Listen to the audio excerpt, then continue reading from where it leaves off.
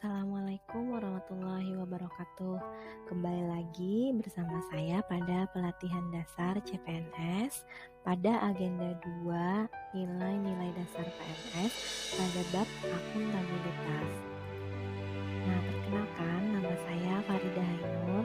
Saya adalah peserta lasar CPNS tahun 2021 dari BPSDMD Provinsi Kalimantan Selatan dari angkatan 9 kelompok 1. Pada materi bab akuntabilitas itu terdiri dari materi pokok yaitu konsep akuntabilitas, mekanisme akuntabilitas, akuntabilitas dalam konteks, dan bagaimana menjadi PNS yang akuntabel.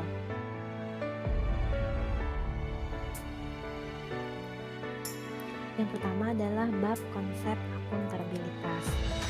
Ada perbedaan yang mendasar antara akuntabilitas dan responsibilitas, walaupun kalimatnya itu hampir sama artinya, yaitu ada kata tanggung jawabnya.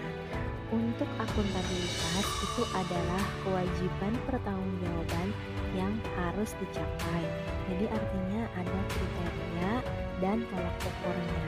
Kemudian untuk responsibilitas itu hanya kewajiban untuk bertanggung jawab. Jadi hanya melekat pada kewajiban itu sendiri. Akuntabilitas itu merujuk pada kewajiban setiap individu atau kelompok ataupun instansi untuk memenuhi tanggung jawab yang menjadi amanahnya, yaitu menjamin terwujudnya nilai-nilai publik. Nah, akuntabilitas ini memiliki 3 fungsi utama, yaitu menyediakan kontrol demokratis, yang kedua untuk mencegah korupsi dan penyalahgunaan kekuasaan, kemudian yang ketiga adalah meningkatkan efisiensi dan efektivitas. Akuntabilitas itu memiliki 5 tingkatan. Yang pertama adalah akuntabilitas personal, kemudian akuntabilitas individu, lalu akuntabilitas kelompok, akuntabilitas organisasi, dan akuntabilitas stakeholder. Jadi mirip seperti piramida dengan dasar yang paling bawah itu adalah akuntabilitas personal dan puncaknya adalah akuntabilitas stakeholder. Yang kedua pada bahasan akuntabilitas adalah mekanisme akuntabilitas. Untuk dimensinya, akuntabilitas ada 4. Yang pertama adalah akuntabilitas kejujuran dan hukum. Ini berkaitan dengan kepatuhan terhadap hukum dan peraturan yang berlaku. Kemudian yang kedua adalah akuntabilitas proses. Akuntabilitas ini berkaitan dengan prosedur yang digunakan dalam melaksanakan tugas, itu cukup baik atau lebih baik.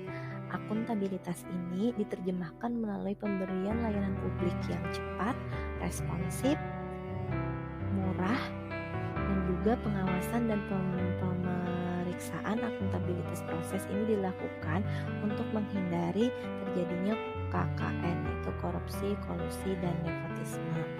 Yang ketiga adalah akuntabilitas program. Akuntabilitas ini memberikan pertimbangan apakah tujuan yang ditetapkan telah tercapai atau tidak melalui program yang dibuat. Kemudian ada alternatif program lain yang memberikan hasil maksimal dengan biaya minimal. Kemudian ada akuntabilitas kebijakan.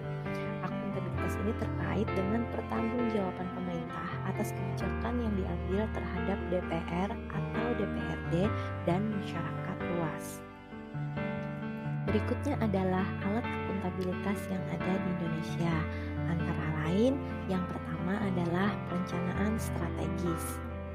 Pada perencanaan strategis itu ada yang berupa pembangunan jangka panjang atau rencana pembangunan jangka panjang, rencana pembangunan jangka menengah, dan rencana pembangunan jangka pendek. Rencana strategis untuk setiap satuan kerja perangkat daerah atau SKPD dan sasaran kerja pegawai atau SKP untuk setiap PNS. Kemudian yang kedua itu adalah kontrak kerja.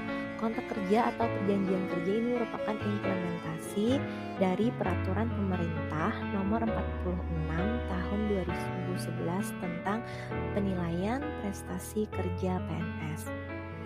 Yang ketiga adalah laporan kinerja, yaitu berupa laporan akuntabilitas kinerja instansi pemerintah atau LAKIP yang berisi perencanaan dan perjanjian kerja pada tahun tertentu. Nah, bagaimana cara menciptakan lingkungan kerja yang akuntabel?